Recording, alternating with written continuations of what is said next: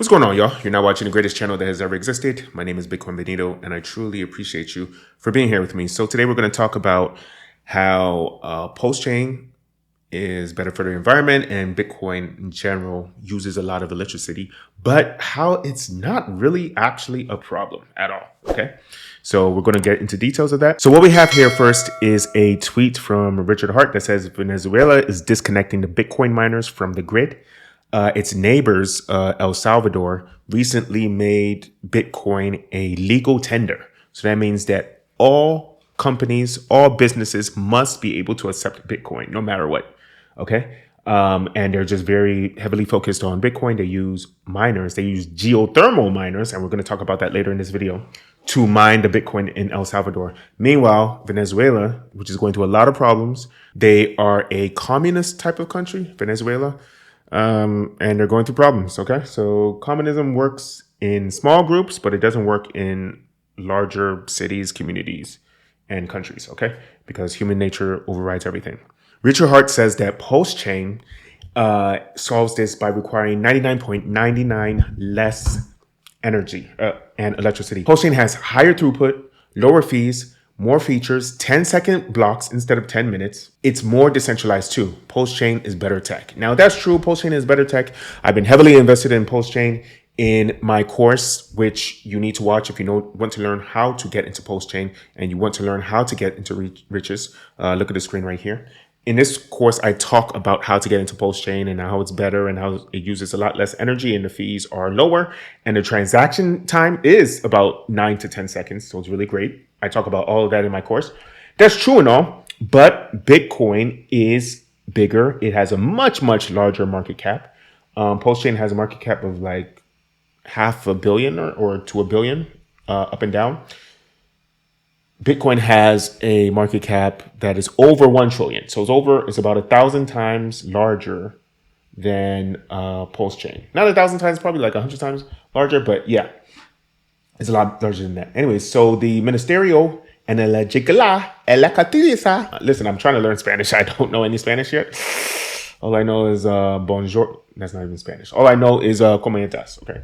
The Ministry of Popular Power for Electric Energy, through the National Electric blah blah blah, initiated a special load control plan together with the public ministry aimed at high consumption users linked to digital mining. So they're pretty much saying that they're going to ban or they're going to disconnect the miners from Bitcoin. The purpose is to disconnect all the cryptocurrency mining farms in the country from the network, avoiding the high impact on demand, which allows us to continue offering an efficient and reliable service to all Venezuelan people. Now, this seems like a good idea for Venezuela in the short term, but in the long term, they're shooting themselves in the foot. What they should do is try to invest, like El Salvador is doing, invest their energy in order to create more Bitcoin for their own personal coffers. They could even use renewable energy to do this. Now, I know it's expensive to create a renewable energy power plant, but it's worth it. In fact, let's get into this right now. How much energy does Bitcoin actually use? Now, this is by CoinDesk. The answer, too long don't read, it doesn't use that much energy at all, okay?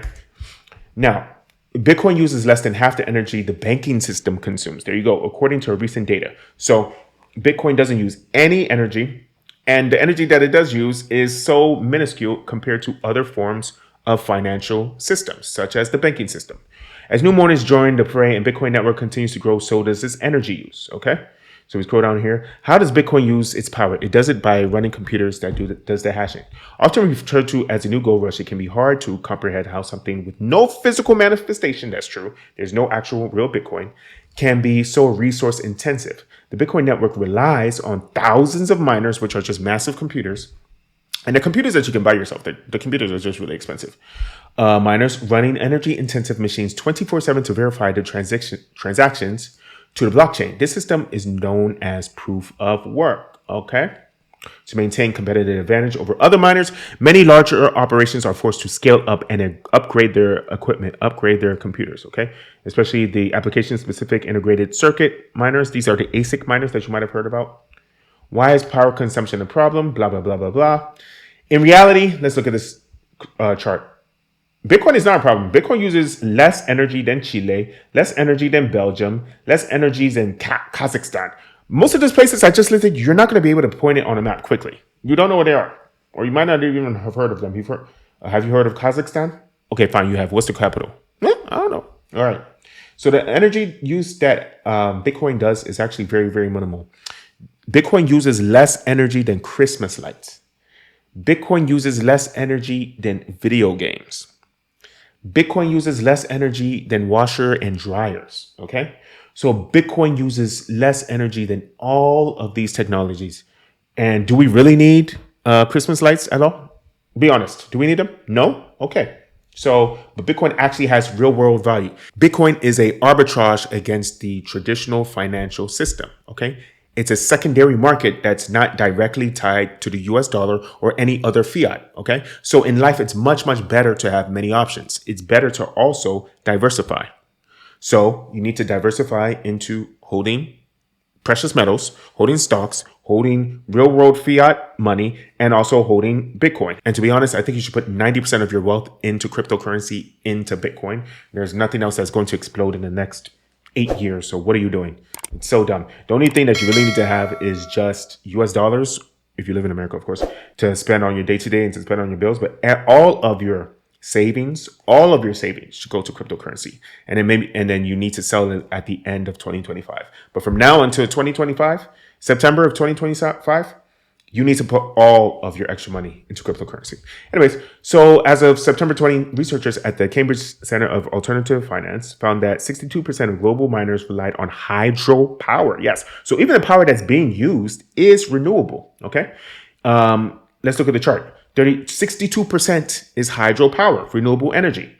17% is wind, renewable energy. 15% is solar, renewable energy. Nuclear, renewable energy. Although it's not renewable, but it doesn't create any carbon emissions. Geothermal, 100% renewable energy.